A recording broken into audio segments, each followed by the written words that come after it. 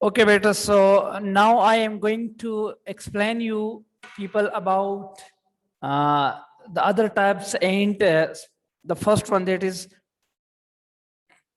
एक तो हमने पर्सनल प्रोनाउन के बारे में पढ़ा, दूसरा हमने पढ़ा उसके बारे में व्हाट रिफ्लेक्सिव प्रोनाउन के बारे में। नेक्स्ट जो हमारे पास है बेटा डिमॉन्स्ट्रेटिव प्रोनाउन। डिमॉन्स्ट्रेटिव प्रोनाउन वही प्रोनाउन होता है बेटा जो a pronoun, a demonstrative pronoun is a pronoun that refer to something. Okay, they refer to a person, a place, or a thing. That is called demonstrative pronoun. और ये हमारे पास सिर्फ only, I think there are only 4. This, that, these and those. For example, मैं कहता हूँ this chair या this book. So this हमारे पास क्या है? Demonstrative pronoun है। और डेट दूर के लिए हम यूज कर रहे हैं डेट चेयर या डेट बॉय। ओके, सो या these chairs, these books, those books, so these are demonstrative pronoun. तो इसमें तो कोई खास इतना मुश्किल नहीं है, डिमॉन्स्ट्रेटिव प्रोनाउन है। या फॉर एग्जांपल आप कहते हैं दैट इज माय हाउस, आप किसी दोस्त से बात करो और अपना जो when you refer to your house, when you refer to your house, so that is called demonstrative pronoun, that house, this, so these are demonstrative pronoun। reflexive pronoun भी समझ आ गया बेटा। इसके बाद हमारे पास एक है relative pronoun। relative pronouns very important। relative pronoun जो हमारे पास होता है बेटा, it relative pronouns is a kind of pronoun that combines, that relate relative clauses। okay, that is called relative pronoun। For example आप कह रहे हैं कि relative pronoun की जो हमारे पास एग्जाम्पल है, आप फॉर एग्जाम्पल मैं एग्जाम्पल दे रहा हूं कि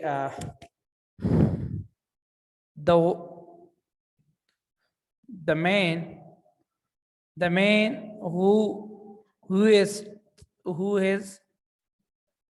standing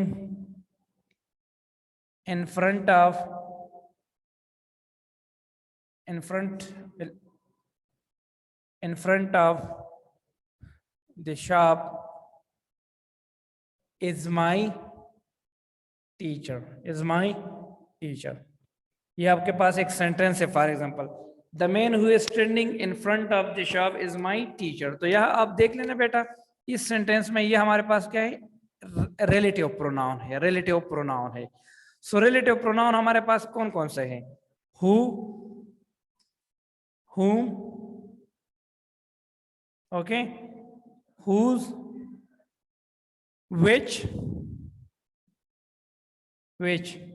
या that भी है हमारे पास, इसमें आता है। ओके, सो ये हमारे पास क्या है? रिलेटिव प्रोनाउन है। which, who, whom, whose, these are relative pronoun। इसमें फिर याद रखें, इसमें थोड़ा कंफ्यूजन आ रही है हमारे पास which और who में। कंफ्यूजन क्या आ रही है? कंफ्यूजन ये है कि बेटा who जो हमारे पास है ये हमेशा हम लिविंग थिंग्स के लिए और पर्सन के लिए यूज कर रहे हैं। Okay, we never use the pronoun who for non living things। यानी आप बुक के लिए यूज नहीं कर, आप ये नहीं कह सकते कि the book who I bought yesterday, no. Non living thing के लिए which यूज कर रहे हैं, which। ओके, और लिविंग थिंग्स के लिए, पर्सन के लिए हम हु यूज कर रहे हैं। ओके, या फॉर एग्जांपल और डेट भी हम डेट फिर दोनों के लिए यूज कर रहे हैं। बट हु जो है वो पर्सन के लिए यूज हो रहा है, और which जो है वो हमारे पास नॉन लिविंग थिंग्स के लिए, बुक के लिए, चेयर के लिए, जो नॉन लिविंग थिंग्स है उसके लिए हम यूज कर रहे हैं। यानी फॉर एग्जांपल आप कह रहे हैं कि the book which I bought yesterday was stolen. So which आप ये नहीं कह सकते कि the book who I bought yesterday, no, the book which I bought yesterday. So which non living things के लिए और हु पर्सन के लिए। आप ये नहीं कह सकते कि the person which is standing, no, the person who is standing. But relative pronoun फिर बहुत ज्यादा कम्प्लेक्स है। ज्यादातर we commit mistake in relative pronoun जब हम क्लासेस के अंदर यूज कर रहे हैं, जब हम सेंटेंस के अंदर यूज कर रहे हैं। So relative pronoun, but it's very important. Okay, so just make your concept clear that which, who, whom, whose, these are called relative pronoun। Okay, इसमें हमारे पास what भी आ सकता है। ओके, फिर मैंने ये कहा कि who जो है ना ये पर्सन के लिए यूज होता है और which नॉन लिविंग थिंग्स के लिए यूज होता है। ओके, और देट जो है देट फिर दोनों के लिए यूज हो सकता है. So this is all about relative pronoun. और इससे पहले जो हमने पढ़ा that is demonstrative pronoun. That refer to something. That chair, this chair, those chair, these chairs. Okay, so these are demonstrative pronoun. Okay, now these are relative pronoun. बेटा relative pronoun के बाद हमारे पास आता है बेटा indefinite pronoun. Indefinite pronoun. What is indefinite pronoun? Article जब हम पढ़ रहे थे ना, आर्टिकल, आर्टिकल हमारे पास 3 आर्टिकल हैं, ए,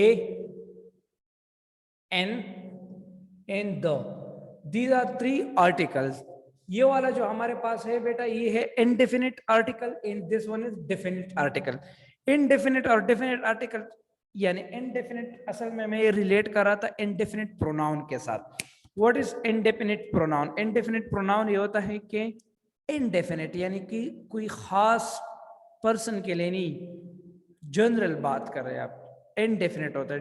डेफिनिट कहते हैं खास को, इनडेफिनिट को होता है गैर खास को, यानी जो जो स्पेसिफिक नहीं हो, विदाउट एनी स्पेसिफिकेशन. अभी मैं आप लोगों को एग्जांपल दे रहा हूं ये इनडेफिनिट प्रोनाउन का.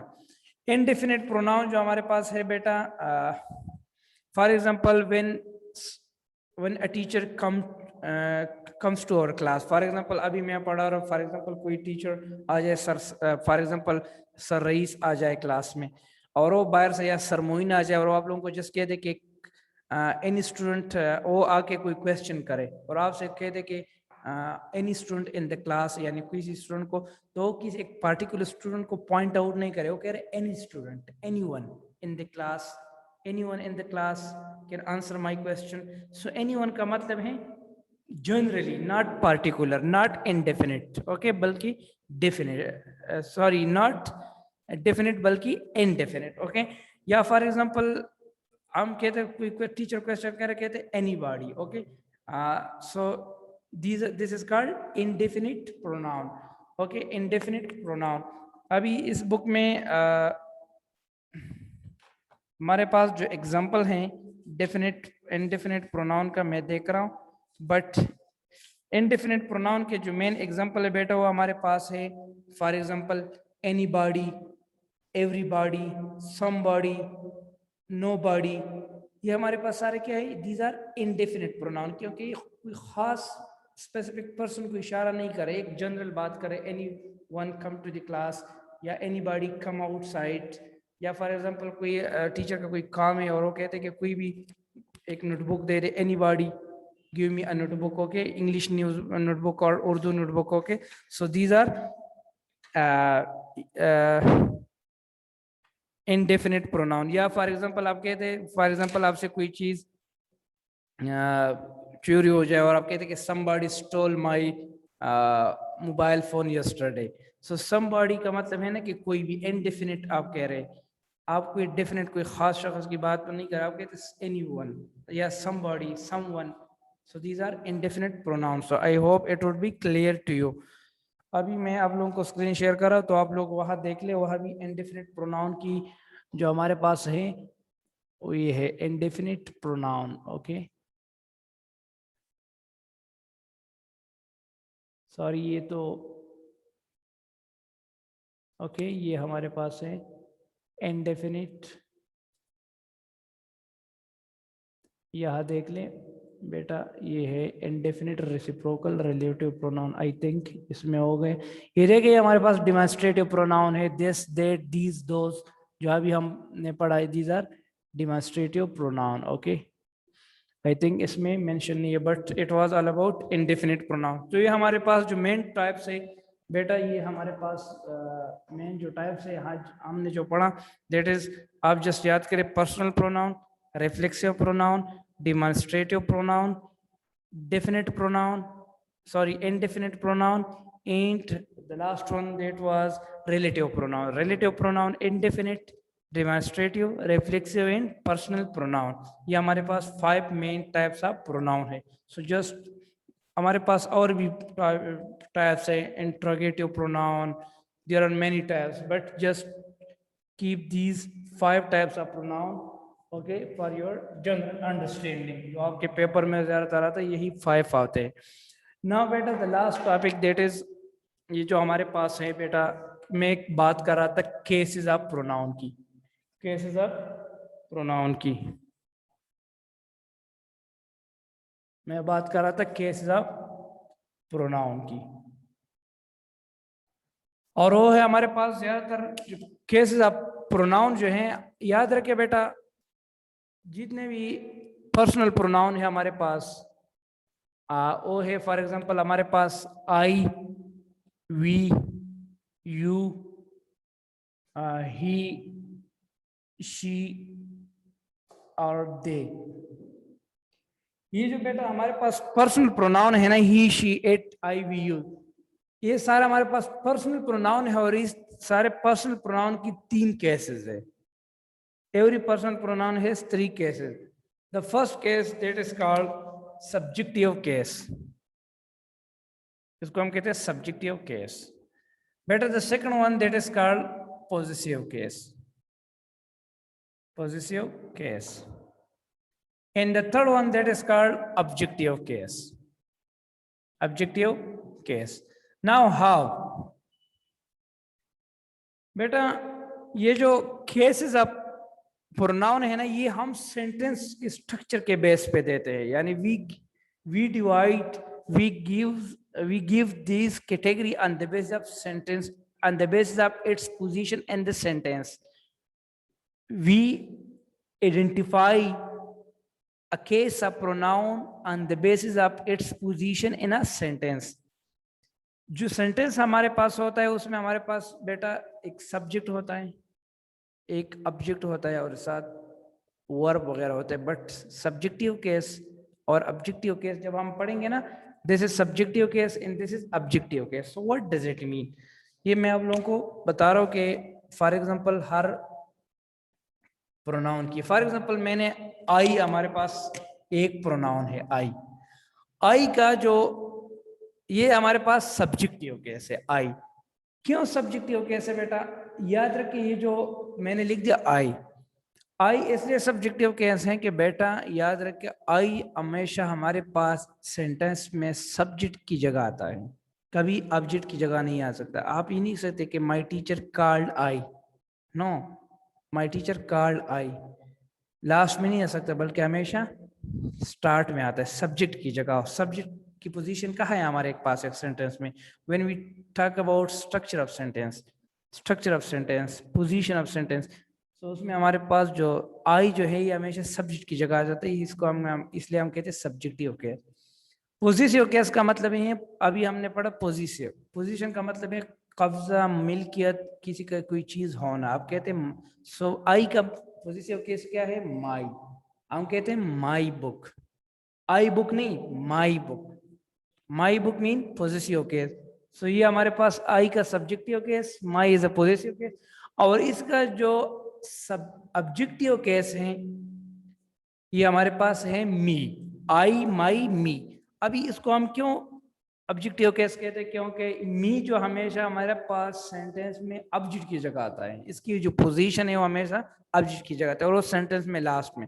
फॉर एग्जांपल हम कहते हैं ना, he called me, he hate me, he invited me, तो कभी स्टार्ट में तो नहीं आता कि मी इनवाइटेड मी, या सब, यानी I hope it would be clear to you, यानी आई मीन कि जो मी है ये हमेशा ऑब्जेक्ट की पोजीशन पे आता है नीचे। So this is why this is called objective case, ये कभी भी सब्जेक्ट की पोजीशन पे नहीं आता। So these are the cases of pronoun. Okay, now इस तरह हर प्रोनाउन की, अब एग्जांपल ले रहे वी का, वी सब्जेक्टिव केस है, और जो है ना हम कहते हैं ना आवर बुक्स, ओके, और इसका जो ऑब्जेक्टिव केस है अस, दे इनवाइटेड अस।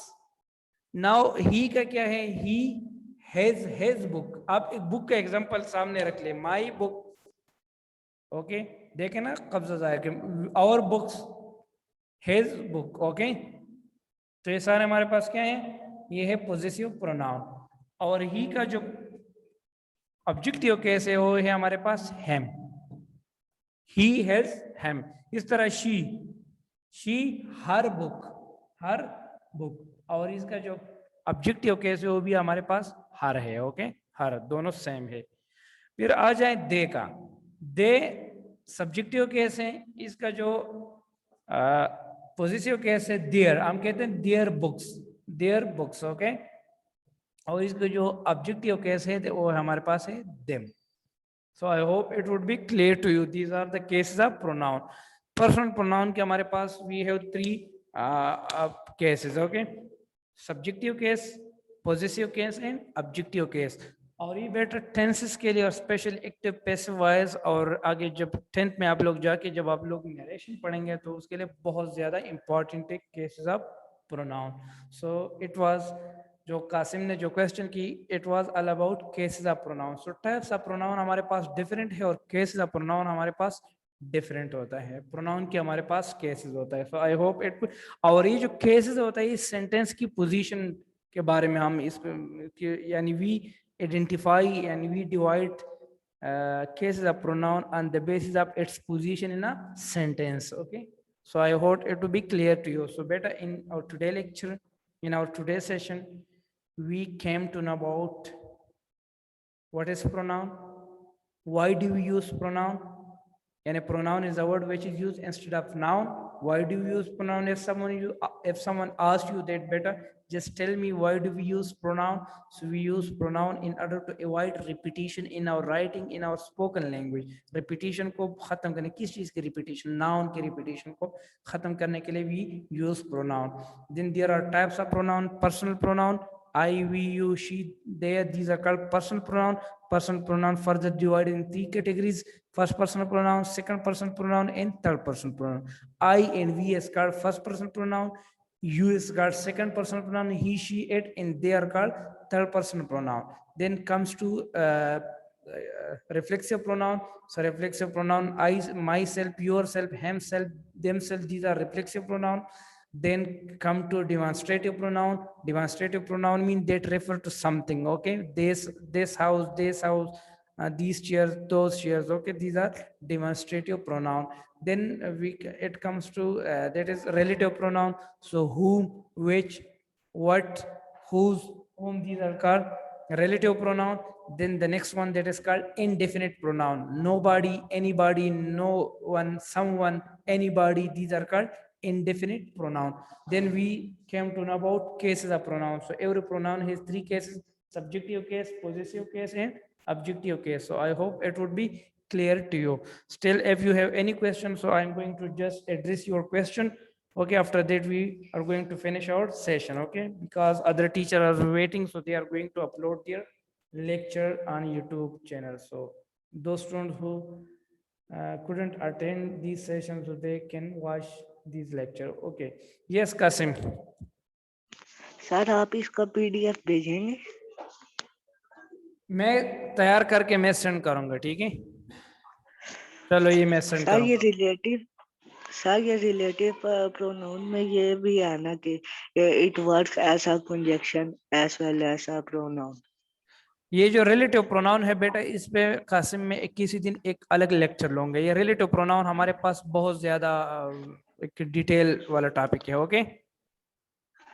Yes sir. Yes, Ehsan Aziz. सारे रिलेटिव प्रोनाउन जो है यस, ये कितना लंबा है, मतलब रिलेटिव बुक प्रोनाउन। लानी पड़ेगी?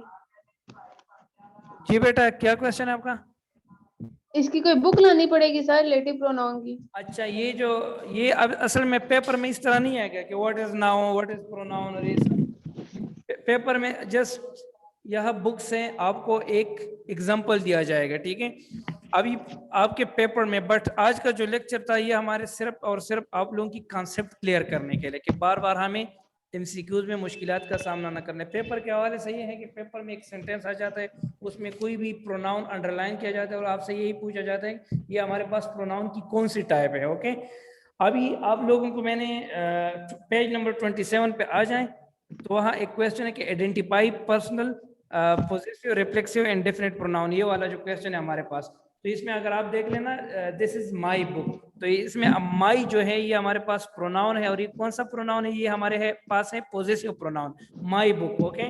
फिर यहाँ देखें, Salman is absent because he is ill, तो इसमें हमारे पास जो प्रोनाउन है ही क्या है? पर्सनल प्रोनाउन है, ओके। फिर आगे आ जाए you will hurt yourself. Yourself क्या है, इसमें रिफ्लेक्सिव प्रोनाउन है yourself. Nobody was there to rescue the child, तो नो बॉडी हमारे पास क्या है, ये हमारे पास है इंडेफिनिट प्रोनाउन।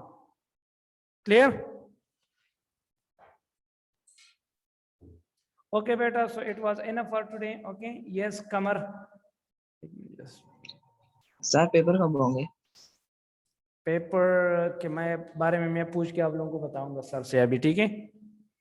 ओके। चलो, okay, it was enough for today. Thank you so much.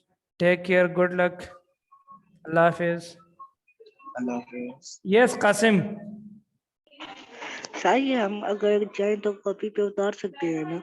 Yes बिल्कुल, you can for your understanding. Okay, Allah Hafiz, thank you.